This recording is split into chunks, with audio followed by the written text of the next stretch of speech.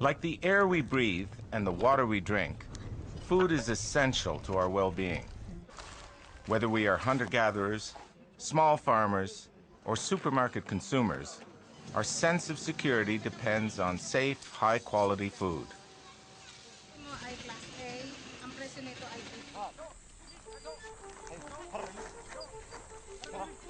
Since the beginnings of agriculture, people grew their own food, or knew who grew it. This bond between producer and consumer helped to ensure food quality and safety.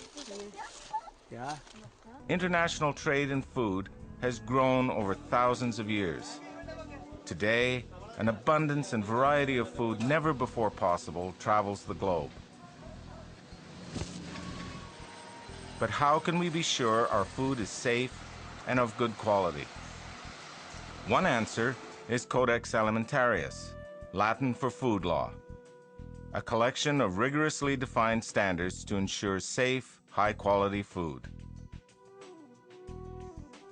In 1962, two UN agencies, the Food and Agriculture Organization and the World Health Organization, together created the Codex Alimentarius Commission. Codex benefits everybody in the food chain, especially consumers, by protecting them from food-borne hazards, and producers by increasing access to international markets. The Commission and its more than 20 specialist committees and task forces meet to create and update Codex standards based on scientific advice from independent expert groups organized by FAO and WHO. Growing public concerns about food safety issues are placing Codex at the center of global debates. Biotechnology, pesticides, food additives, and contaminants are only some of the issues discussed in Codex meetings. Reference made to Codex standards within the World Trade Organization means that Codex has far-reaching implications for resolving trade disputes. Nutrition claims are not permitted in our legislation and in a number The meetings engage member countries, industry, and civil society in intense debates. The level of participation is increasing over the last 5-10 years. Every year we have a new record. In this year, we had the participation of over 320 delegates and over 30 NGOs and other international organizations. That is a new record. Because Codex operates mainly by consensus, decision-making can take time and can be frustrating. Getting a consensus can be one big pain in the ass.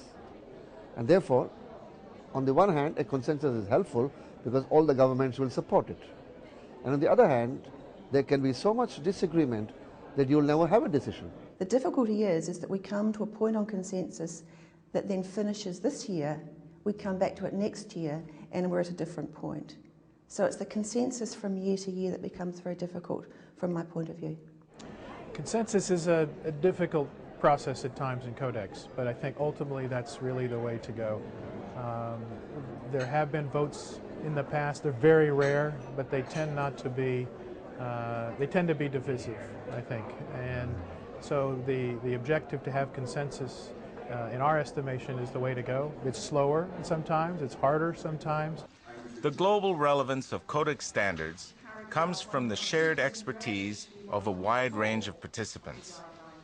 However, active and effective participation can be a challenge. I think it's a very intimidating arena in which to actually make your feelings felt. You need to be absolutely on the ball with your references and your science. My experience in participation of Codex meetings is that being there is the key issue. But corollary to that, or more important, is having the technical information in hand. I think globalization is something very complex and difficult, and we are just starting to understand how to work all together. I think it excludes the voices of dissident science, which is usually very important for advancing our understanding. I believe the quality of participation in conferences could be greatly enhanced by delegates and delegations coming prepared with the scientific information they need, prepared to be able to move position and negotiate. Although delegates may have strong differences in their opinions, they feel positive about having a forum to express their views. When I came into a Codex meeting first time in 1998, it was a club of the rich countries. But in 2005, it no longer is. Experience is very important in the Codex committee meetings, because the group is large and you should understand some of the procedures and be very fast at piecing together the kind of stand that you already built before coming.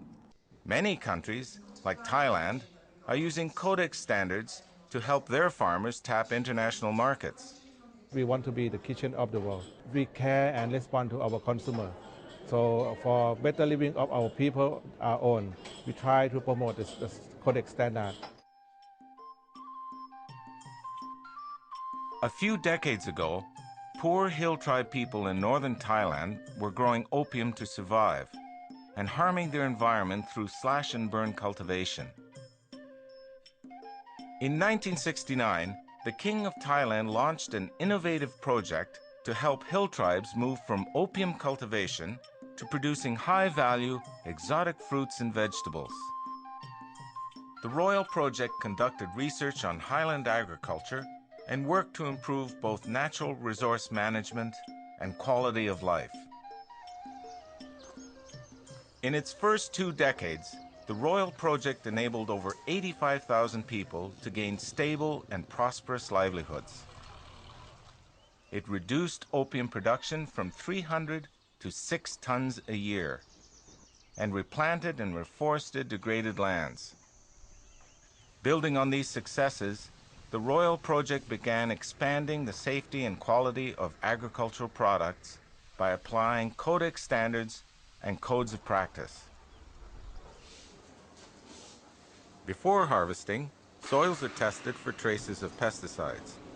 After harvesting, farmers grade their own produce before it's cooled and transported to packing houses, where it is tested again. Extension workers work closely with farmers to continually improve their products and yields.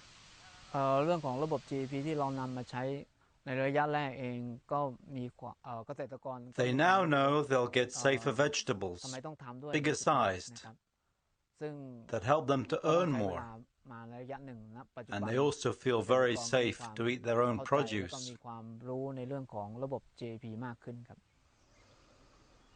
As their skills increase, hill tribe farmers are becoming more confident about investing their time and money in cultivating new crops. They learn that only produce that meets safety and quality controls can be marketed. As production increases, Thailand intends to market the Royal Project's high-quality products around the world. Our farmer is a small-scale farmer, smallholder. We know that for smallholder it's very hard for them to follow up the standard. But for our countries, we try to promote them to follow. We know that the quality, the high quality and safety is very important for our world market. Codex standards make trade growth possible and safe. They are the link between growers like the hill tribe people of Thailand, the many actors in the food chain, and consumers worldwide. More and more developing countries take part in this process, in many cases assisted by the Codex Trust Fund, which strives to finance and train participants from such countries to enable efficient participation. Being an active member of Codex helps them to compete in sophisticated world markets and to improve food safety for their own population. At the same time, exporters know what importers demand, and importers are protected from substandard shipments. For almost 50 years, the Codex system has evolved to meet emerging challenges.